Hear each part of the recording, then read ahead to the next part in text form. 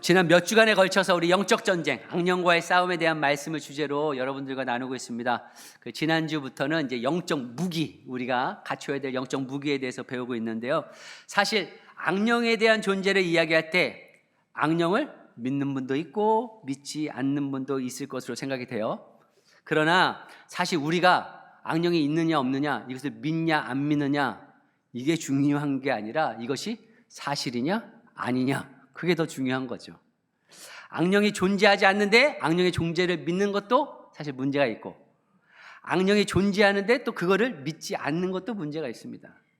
그런데 저는 악령이 존재한다는 그 사실에 대해서 저는 역사를 보면 너무나 악한 영들이 있다는 것을 깨달아져요.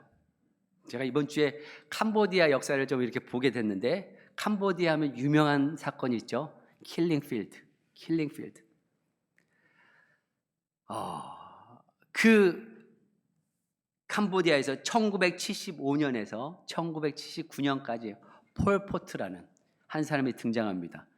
이 사람은 프랑스까지 가서 그 어려운 시대에 어려운 그 나라에서 프랑스까지 유학을 간 사람이에요. 그런데 문제는 뭐냐? 그곳에서 공산주의를 접하게 됩니다. 그래서 공산주의를 배워와요. 그러면서 캄보디아로 돌아와서 크메르루즈 정권을 세웁니다. 그리고 이 공산 정권을 세우기 위해서 이 폴포트가 어떻게 하느냐? 이 세상이 불공정하고 어떻게 보면 사람이 가난해지고 부해지고 하는 것들은 지식인들 때문에 그렇다라는 것 때문에 도시에 있는 사람들을 죽이기 시작하는 거예요. 그리고 강제 이주를 시킵니다. 그래서 집단 농장에서 일을 하게끔 해요. 그래서 어떻게 사람을 죽이느냐? 안경을 딱 썼잖아요. 저도 썼지만 안경을 썼으면 잡아서 그냥 죽여요. 왜요? 안경을 썼다는 거는 배웠다는 거거든요. 혹시 외국어를 쓰잖아요. 외국어를 써도 잡아요. 그래서 죽이든지 집단 농장에서 일하게끔 합니다. 그렇게 해서 학살한 인구가 얼마나 되느냐? 캄보디아 인구의 4분의 1을 죽여요. 200만 명을 죽입니다. 얼마나 끔찍한 사건인지 제가 그걸 역사를 보면서도 소름이 끼칠 정도예요. 어떻게 한 사람의 그 사상으로 인해서 200만 명의 그 200만 명, 사실은 200만 명이 실질적으로 죽인 숫자이지만 거기에 관련된 가족들의 그 고통들은 얼마나 크겠어요. 저는 이런 것들을 보면서도 배후에 있는 악한 영들을 보게 됩니다. 이거는 한 사람으로 인해서 이루어지는 것이 절대 아니라고 생각이 되는 거죠. 더 확실한 것은 악령의 존재는 하나님의 말씀인 성경에서 분명히 이야기하고 있잖아요. 창세기에서 요한계시록까지 분명히 악한 존재에 대해서 이야기하고 있습니다. 우리의 삶에 있어서도 이렇게 보다 보면 우리의 주변의 삶을 통해서 이거는 어떤 외부적인 힘이 아니고서는 절대 이런 일이 일어날 수 없다라는 것을 느낄 때가 있잖아요. 그것은 바로 악령의 존재가 있기 때문에 그런 거죠. 그래서 본인이 악령의 존재를 부인한다고 해서 문제가 해결되는 것이 아닙니다. 또 어떤 분들은 악령의 존재를 인정은 하지만 악령의 존재와 싸우기를 거부해요. 예를 들어서 이런 거잖아요. 한 종교를 자기가 신봉해서 그것을 믿고 있는데 우리가 전도를 해요. 예수님 믿으라고, 교회 오라고. 그러면 그걸 거부하는 분들이 있어요. 혹시 내가 종교를 옮겨서 바꿔서 이상한 일, 또 나한테 불이익이 생기지 않을까, 어떤 고난이 오지 않을까 하는 그런 것 때문에 옮기기를 원하지 않는 거죠. 두려움이 있는 겁니다. 그런 모든 것들, 결국 이런 것들이 악령들이 존재하는 것인데, 악령들과 싸우기를 거부하고 악령이 하라는 대로 쫓아가면 결국은 악령이 우리를 괴롭히는 것은 멈출 수 있지만 궁극적으로 그 악령이 악한 길로 데려가는 거죠. 그 결국은 지옥이라는 거예요. 악령은요, 한마디로 영적인 깡패입니다. 우리가 학생 때도 보면 서클 만들잖아요. 좀 싸움 잘하는 애들이 서클을 만들어요. 깡패 조직을 만들죠. 그래서 몸 좋고 운동 잘하고 깡이 있고 하는 애들을 딱 모아요. 근데 그때 아유 그래 한번 가볼까? 했다가 가서 깡패들하고 같이 지내면서 하지 말아야 될 일들도 하고 먹지 말아야 될 거 먹고 문제를 일으키잖아요. 결국은 나락으로 망치게 되는 겁니다. 그럴 때 어떻게 됩니까? 단호하게 거절을 해야 되는 거죠.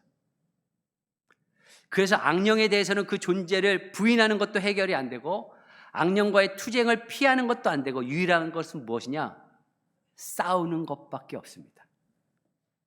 영적인 깡패들하고 싸워야 됩니다. 그런데 이 영적인 깡패들과 우리가 싸워야 되는데 우리의 힘과 능력으로는 싸울 수가 없는 거죠. 불가능합니다. 그래서 먼저 제일 우선적으로 해야 되는 것이 무엇이냐? 예수님을 영접해야 돼요. 요한복음 1장 12절에도 말씀하시잖아요. 영접하는 자, 곧 그 이름을 믿는 자들에게는 하나님의 자녀가 되는 권세, 특권을 주셨다. 나의 신분이 어떠하느냐에 따라서 악령과의 싸움이 시작이 될 수 있어요. 근데 내가 하나님의 자녀가 되지 않으면 악령과 싸우려고 싸우지도 않고 싸우려고 하지도 않습니다. 생각도 못해요. 그래서 우리가 해야 되는 것이 무엇이냐? 하나님의 자녀가 먼저 돼야 되는 겁니다. 그래서 우리의 신분이 바뀌었으면 이제 무엇을 해야 되느냐? 하나님이 주시는 영적 무장을 해야 되는 거예요. 그래서 하나님의 주시는 그 영적 장비가 무엇인지 지난주부터 말씀드렸습니다. 근데 총 6가지죠. 근데 지난주에는 뭐부터 했죠? 진리의 허리띠, 의의 흉배, 복음의 신. 오늘은 믿음의 방패, 구원의 투구, 성령의 검, 곧 하나님의 말씀. 그러니까 뒤에 3가지를 말씀드리려고 합니다. 로마 군인들이 사용했던 그 방패, 믿음의 방패 얘기할게요. 로마 군인들의 그 방패는 2가지였는데 주로 이제 손방패라고 해서 이제 동그랗게 쉽게 가지고 다닐 수 있는 방패가 있었고, 또 하나는 거의 크기가 한 2x4 정도 되는, 폭이 2피트, 길이가 4피트 정도 되는 온몸을 막을 수 있는 그 방패를 사용했습니다. 그래서 로마 군인이 사용했던 그 방패를 제가 사진을 준비했는데요. 로마 군인들은 이제 이런 투구도 쓰고, 갑옷도 입고, 검도 들고, 방패도 들었죠. 그래서 방패를 저렇게 사용을 해요. 그래서 화살이 와도 피할 수 있도록 이렇게 방패를 만든 겁니다. 근데 이 방패는 물론 나무로 만들어졌지만 때로는 가죽을 덮기도 합니다. 가죽을 덮어요. 가죽을 씌우는 이유는 무엇이냐면 불화살이 올 때가 있거든요. 불화살이 와서 만약에 나무로 된 방패에 붙으면 나무가 타잖아요. 방패가 타요. 그러니까 가죽을 덮어요. 그리고 아주 치열한 전쟁에서는 어떻게 하느냐? 미리 준비를 하는데 그런 가죽 방패를 물속에다 담가 놓는다고 합니다. 그래서 하루 종일 담가 놨다가 그를 빼서 전장에 나가는 거죠. 그러면 젖어 있으니까 불화살이 와도 타지 않는 겁니다. 자, 그럼 화살의 특징은 뭘까요? 화살은 영화 같은 데도 보면 막 슉슉 소리 나면서 막 그냥 한꺼번에 오잖아요. 어디서 왔는지도 몰라요. 그렇게 화살이 몰려옵니다. 그러면 그 화살에 맞으면 죽게 되는 거죠. 또 불화살 같은 경우에는 집 같은 데에 탁 꽂히면 그 불화살로 인해서 그 집이 다 타버리는 것들을 보게 됩니다. 그런데 마찬가지로 사탄이 우리를 공격을 할 때도 불화살처럼 공격을 하는데 어디에서 오는지 알 수 없게 공격을 합니다. 그러니까 예상하지 못한 곳에서 사탄이 공격을 하는 거죠. 그래서 이런 거 있잖아요. 여러분들 아무 일도 아닌데 정말로 그 일에 대해서는 평소 때 정말 나하고는 별로 상관이 없고 나에게 그렇게 바대가 되지 않는 일인데도 불구하고 어느 때 그 어떤 일을 딱 맞이했을 때 괜히 막 화가 나고 분노가 치밀어 오르고 막 내 감정을 주체 못하는 거야. 이게 뭘까요?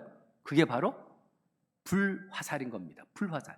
내가 아무런 이유를 찾을 수 없는 그런 이유를 못 찾는데도 불구하고 나한테 공격하는 사탄의 계략인 거죠. 또 그런 거 있잖아요. 잘 살다가 뭐 하나님 믿고 이렇게 신앙생활 좋잖아요. 근데 갑자기 인생이 짜증나지는 거예요. 그리고 이렇게 살아서 뭐하냐? 빨리 그냥 죽었으면 좋겠다. 안 그런 것처럼 저를 그렇게 보시는데 아니 갑자기 그럴 때가 있잖아요. 막 그게 뭐예요? 막 우울증 같은 거. 이게 바로 마귀의 불화살이라는 거죠. 마귀의 불화살. 그래서 이런 것을 빨리 처리하지 않으면 불화살이 박혀서 집을 태워주듯이 우리의 삶도 태워지는 거예요. 그럼 우리가 이것을 어떻게 처리를 하느냐?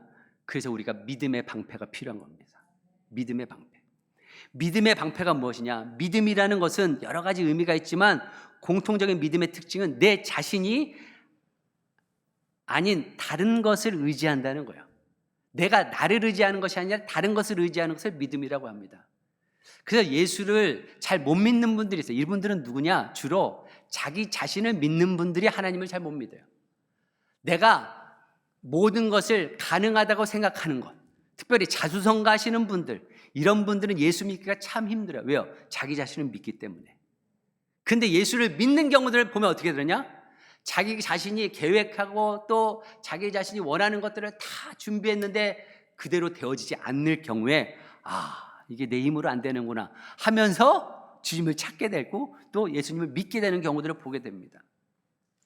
결국 믿음의 특징은 무엇이냐? 내 자신이 아닌 다른 것을 의지한다는 거죠. 그래서 우리가 불화살 같은 시험이 올 때 내가 스스로 이기려고 하고 이런 안 좋은 생각들을 떨쳐버리려고 애를 쓰는데 그래도 잘 안 되는 거야.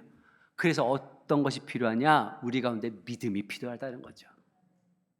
믿음으로 이길 수밖에 없습니다. 우리에게 더럽고 부정적인 생각들을 심어주는 악한 영들을 예수 그리스도의 이름으로 물리치고 하나님만 믿고 의지하면서 하나님의 말씀을 우리의 마음과 생각을 지켜나가는 거예요. 그래서 하나님의 말씀에서도 빌립보서 4장 8절 말씀인데요. 함께 읽어볼까요? 빌립보서 4장 8절 말씀 시작. 무엇이든지 참된 것과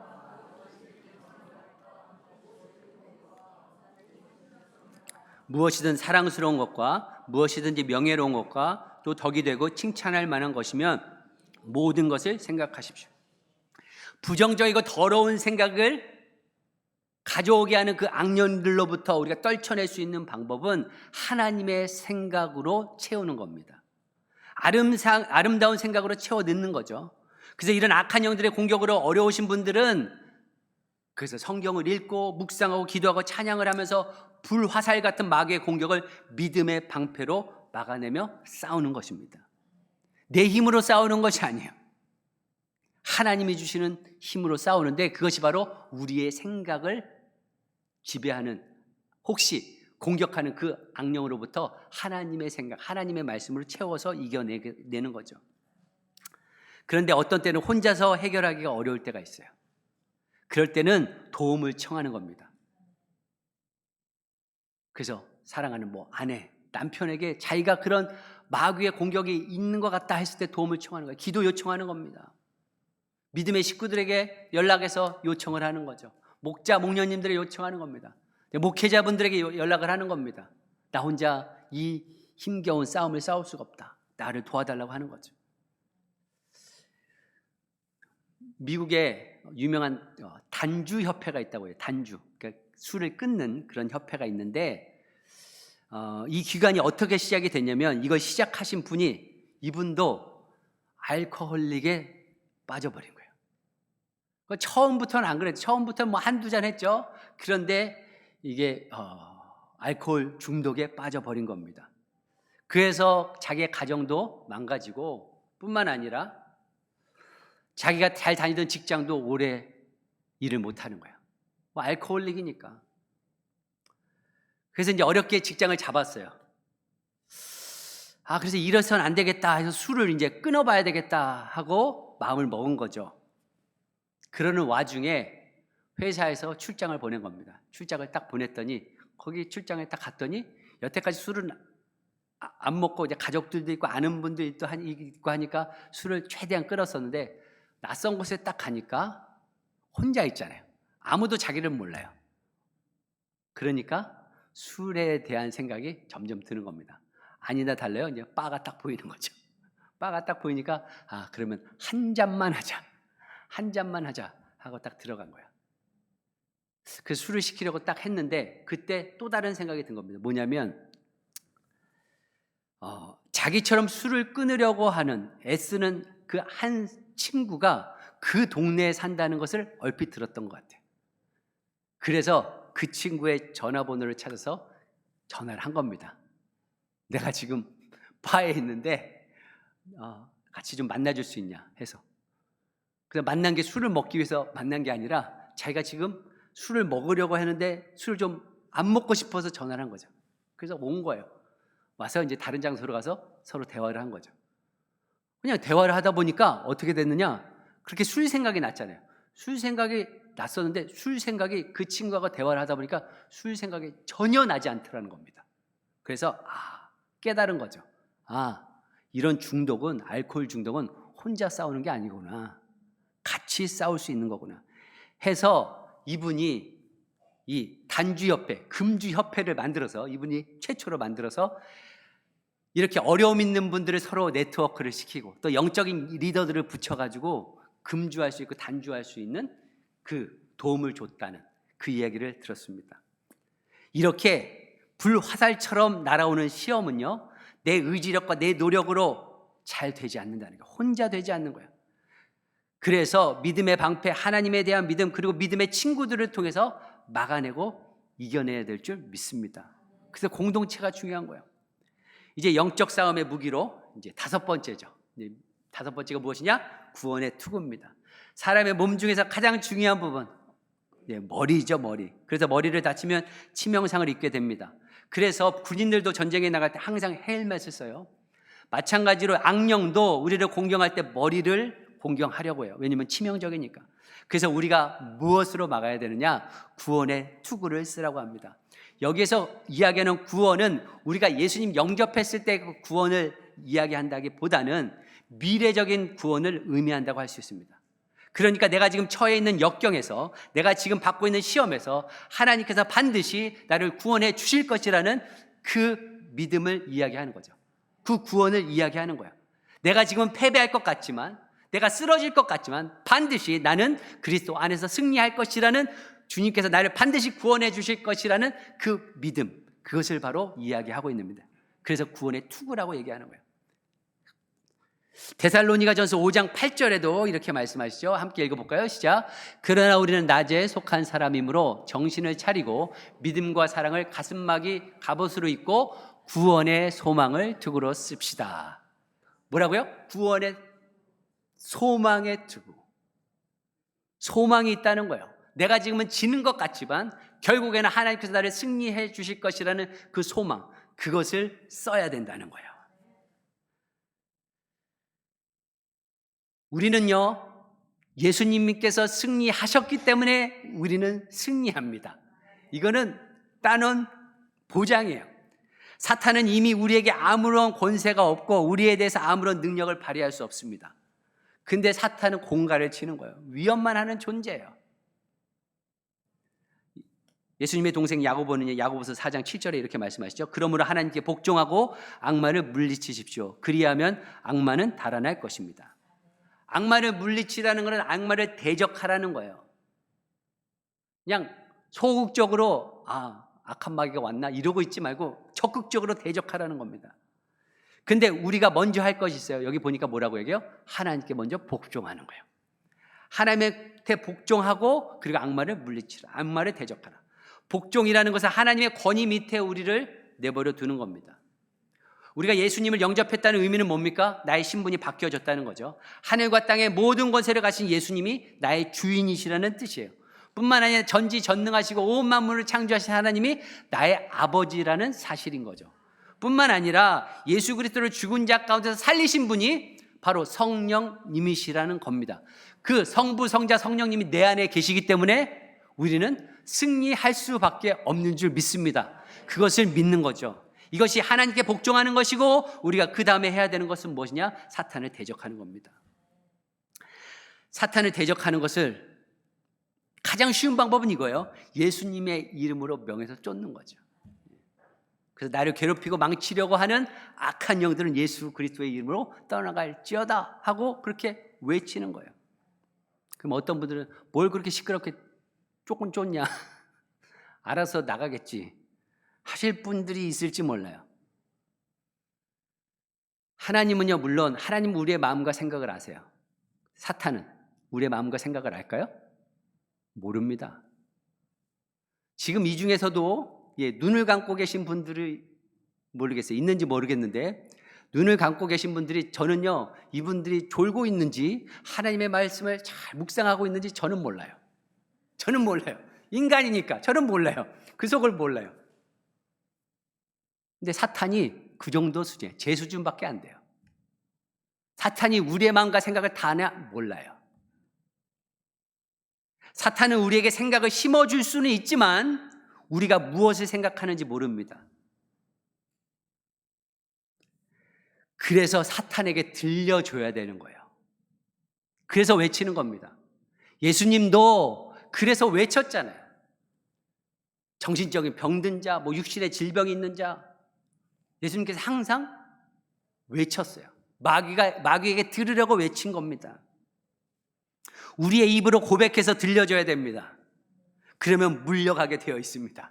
그런데 하나님께 순종도 안 하고 마귀를 대적하지도 않고 마귀가 우리를 그냥 상관없이 그냥 지낸다면 마귀는 우리를 그냥 가만히 놔두질 않아요. 우리가 마귀를 그냥 가만히 놔둔다고 해서 마귀가 그냥 우리를 내버려 두지 않는다는 거예요. 선포해야 되는 겁니다. 물리쳐야 되는 겁니다. 우리 대한민국의 아픈 역사가 있죠. 일제 강점기, 일본군의 강압으로 재산도 뺏기고 쌀도 다 뺏겼다고 그러더라고요. 그 군수 물자를 일본 여기 전쟁 겪으신 분도 있을 것 같아요. 그리고 놋그릇도 다 뺏었대요. 왜요? 총알 만든다고. 우리 남자 청년들은 강제로 군대 보내고 여자 처녀들은 정신대 보내고 얼마나 아픈 과거 역사입니까? 일본이 한국을 침범해서 그 권세 밑에서 꼼짝도 못하게 한 거죠. 그런데 이런 수모를 당하다가 1945년 8월 15일에 해방을 맞게 됩니다. 해방되는 순간부터 일본 군인이나 경찰들은 더 이상 우리에게 권세를 사용할 수 없어요. 우리는 자유 대한민국이 된 거죠. 광복절 당일 정오에 일본의 황제가 패배를 선언하고 해방되는 순간인데, 문제는 뭐냐? 지금처럼 이렇게 전화기도 발달하고 인터넷이 발달되지 않았으니까 어느 시골에서는, 한국의 어느 시골에서는 해방이 됐는데 해방된 줄을 몰랐다고 합니다. 그렇죠. 전해줄 방법이 없으니까 한 시골 골짜기에서는 해방이 됐는데 모르는 거죠. 그러니까 해방되기 전처럼 일본 순사들이 와가지고 쌀도 뺏고 먹을 것도 뺏고 그냥 녹그릇도 다 뺏고 사람들을 그렇게 가혹하게 대한 거죠. 근데 이 시민들이 자기들이 자유 대한민국이 된 것을 모르니까 그렇게 하라는 대로 한 거예요. 우리들도 사탄의 종노릇을 했지만 예수님을 영접하고 나서 하나님의 자녀가 됐으면 우리의 신분이 달라졌잖아요. 우리는 더 이상 사탄의 종이 아닙니다. 하나님의 자녀입니다. 이제는 사탄은 나하고 상관이 없고 손을 댈 수가 없는데도 불구하고 내가 주장하지 않고 있으면 그냥 당하는 거예요. 시골 골짜기에서 해방이 됐는데도 그걸 모르고 있으니까 일본 순사한테 당하는 것처럼 우리가 당한다는 거죠. 우리가 알면 어떻게 될까요? 일본 순사가 달라고 그래요? 그러면 썩 꺼지라고 그러고 내쫓으면 되잖아요. 우리는 이미 해방이 됐는데 뭔 소리냐 하고. 사탄은 우리가 허락하기 때문에 우리를 괴롭히는 것이지 우리가 허락하지 않는 한 우리를 더 이상 괴롭힐 수가 없습니다. 사탄과 악령은 이미 패배했습니다. 우리는 하나님께 복종하고 마귀를 대적하면 마귀는 한 길로 갔다 7길로 도망갈 줄 믿습니다. 그래서 사탄에 대해서 두려워하지 마세요. 악한 영들 겁내지 마세요. 하나님이 우리 아버지가 되시고 우리는 그분의 자녀입니다. 그래서 우리가 구원의 투구를 써야 되는 거죠. 우리를 승리케 하신 그 예수님, 우리를 구원케 하신 그 예수님을 믿는 것입니다. 마지막 장비가 무엇이냐? 칼입니다. 칼. 17절 말씀인데요. 17절 말씀 함께 읽어볼까요? 17절 말씀 시작. 그리고 구원의 투구를 성령의 검이 유일한 공격 무기죠. 우리가 영적 싸움에 무장을 하는데 진리의 허리띠를 띠고 의의 그 흉배를 붙이고 복음의 신을 신고 믿음의 방패를 가지고 구원의 투구를 쓰고 마지막 성령의 검, 곧 하나님의 말씀을 가지라. 성령의 검이 유일한 공격 무기입니다. 그런데 그 공격 무기가 무엇이냐? 하나님의 말씀이라는 거예요. 예수님께서도 마태복음 4장에 보니까 40일 동안 금식을 하시면서 예수님을 유혹하고 예수님을 공격했던 그 사단이 등장합니다. 사단이 뭐라고 얘기하냐? 네가 하나님의 아들이면 이 돌들을 명해서 떡으로 변하게 해라 라고 예수님에게 공격을 합니다. 그때 예수님께서 뭐라고 대답을 하시죠? 하나님의 말씀을 인용을 합니다. 사람이 떡으로만 살 것이 아니고 오직 하나님의 말씀, 모든 입에서 나오는 하나님의 말씀으로 살 것이다. 하나님의 말씀을 사용하셔서 사단에게 대적을 한 겁니다. 그래서 우리들도 두려움을 심어줄 때, 때로는 우리를 정죄하려고 할 때마다 하나님의 말씀을 사용해서 이겨야 됩니다. 근데 예수님께서 사용하신 이 말씀은 무엇이냐? 레마라는 헬라어를 사용했어요. 여러분 다 들어보셨을 거예요. 헬라어도 말씀에 두 가지가 있습니다. 로고스라는 것이 있고 또 레마라는 뜻이 있습니다. 로고스는 그냥 이 문자적으로 우리가 보는 그 성경입니다. 근데 레마는 무엇이냐? 레마라는 것은 그 모든 말씀 중에 특수한 상황 가운데서 나에게 특별히 말씀하시는 그 말씀이 바로 레마라는 거죠. 그래서 여러분들도 평소 때에 그냥 읽던 말씀인데 이 말씀이 꼭 지금 나에게 하는 말씀으로 하나님의 말씀으로 들려질 때가 있잖아요. 그 말씀이 바로 레마라는 거죠.